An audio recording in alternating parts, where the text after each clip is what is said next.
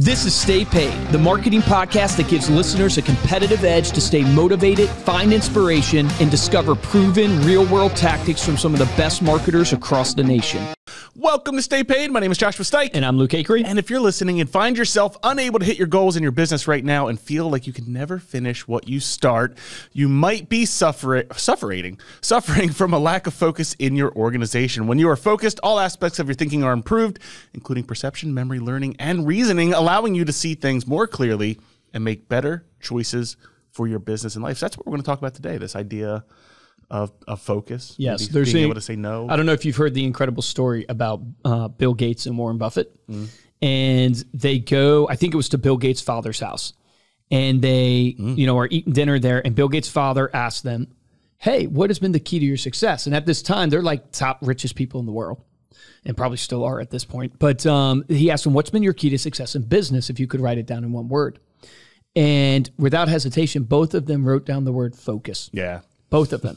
And I thought maybe that story was folklore, but I saw a clip of Warren Buffett referencing it. Oh, really? Yeah. So I was like, oh, wow. So it actually really was a real thing. That's I mean, cool. I don't know if it was written down on paper or what, but they both said the word focus. Yeah. And, where this topic came out of is, you guys know Josh and I run a company called Reminder Media.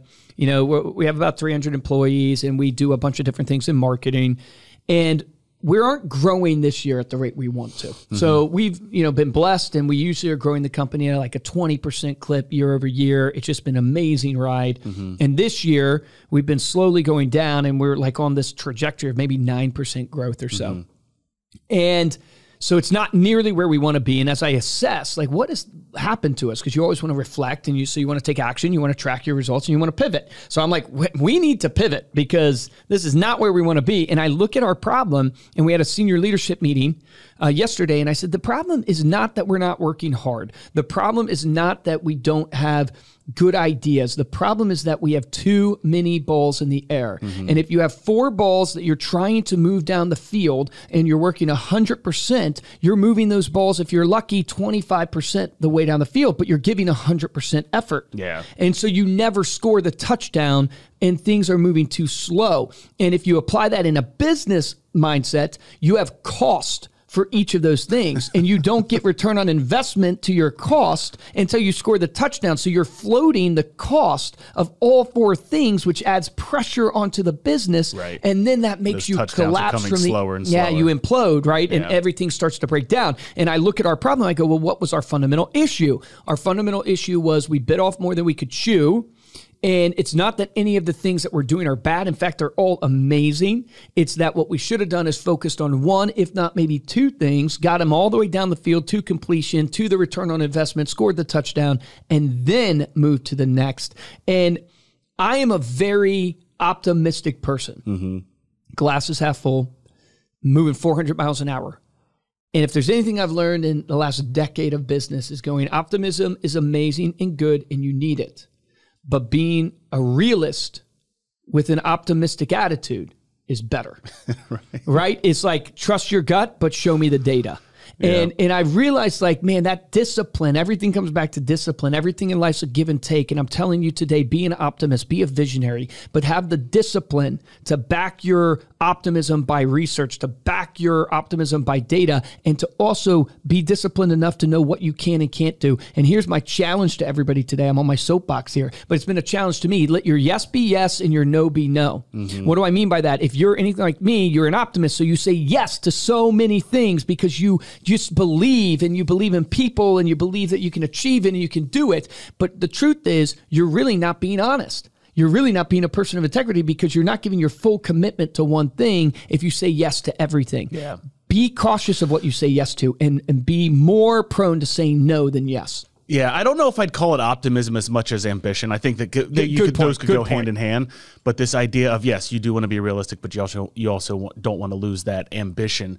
I was listening to a quote from Alex Hormozy, and he was talking about, like, if you were to create a human and you wanted them to have these character traits, and you wanted them to, be tough, right? But you gave them like a really easy life.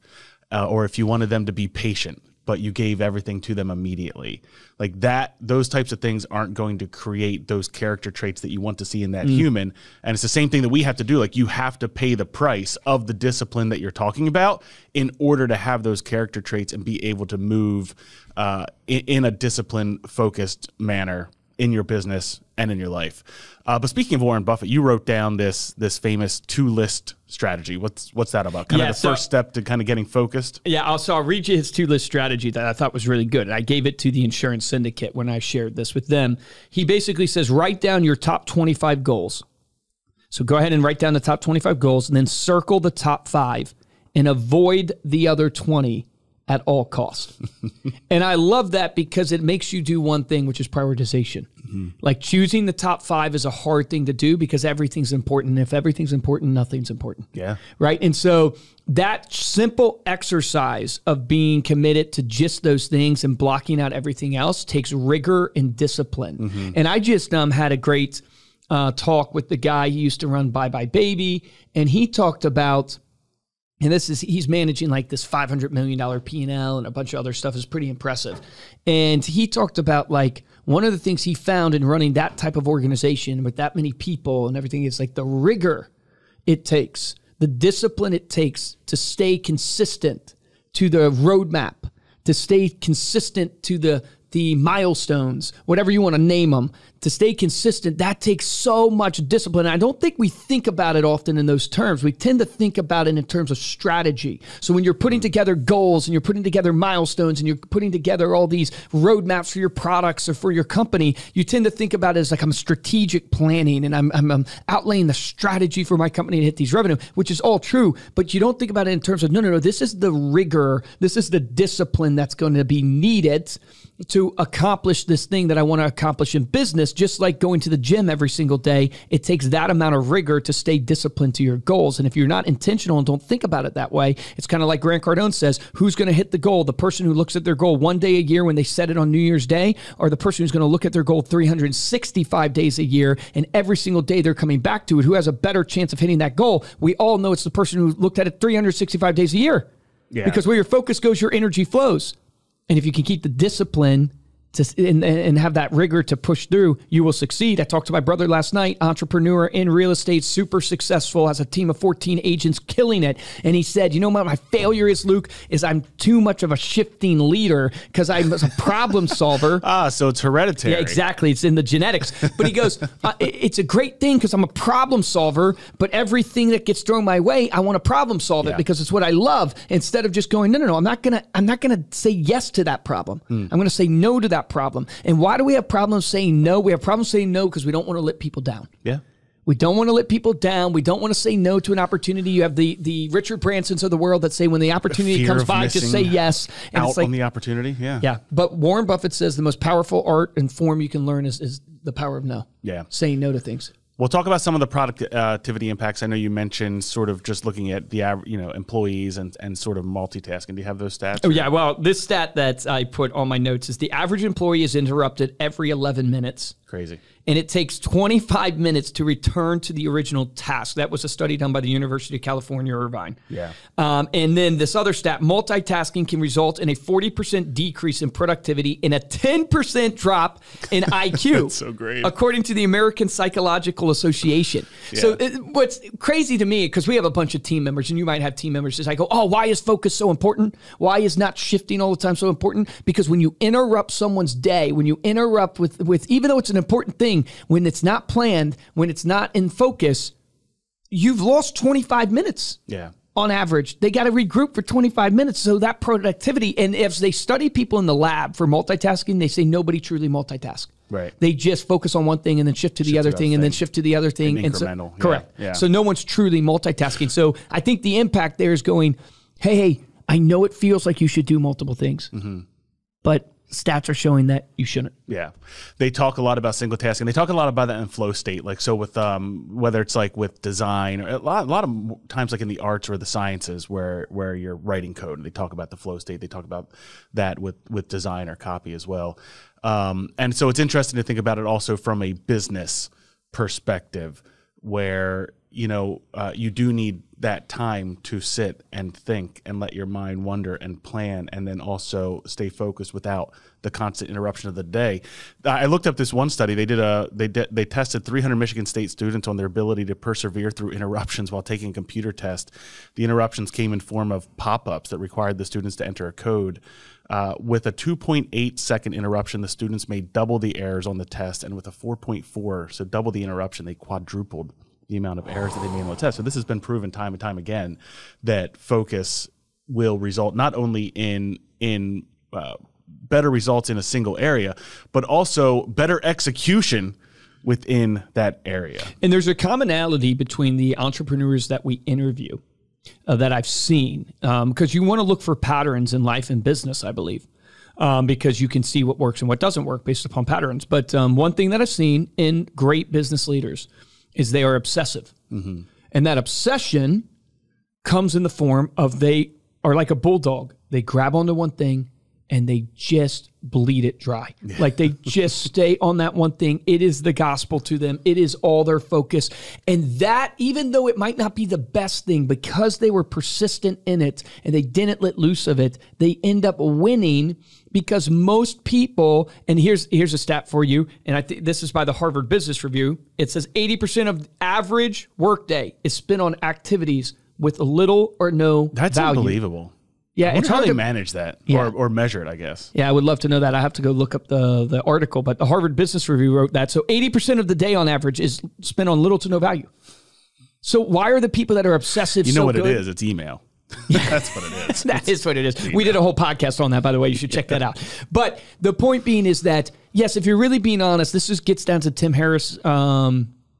Tim Harris. 4-hour work week? Yeah. But Tim Ferriss. That's what I was going to say. Tim Harris was he the Christian author? No, that's Josh Harris. Oh, Josh. Yeah, okay. that guy. That's a whole different. Anyways, that's a tangential thought there. But the point I'm saying, that's part of it, right? What I just did there was no value. And that's part of my 80% of wasted time. We just wasted your time. But the point I'm making is it's so true. Yeah. It's so true. We just got done interviewing a stud in the insurance industry, this guy named Pete, and he closed $73,000 in a weekend. Yeah. In a weekend. And he talks about blocking his calendar in 15-minute increments. Yep.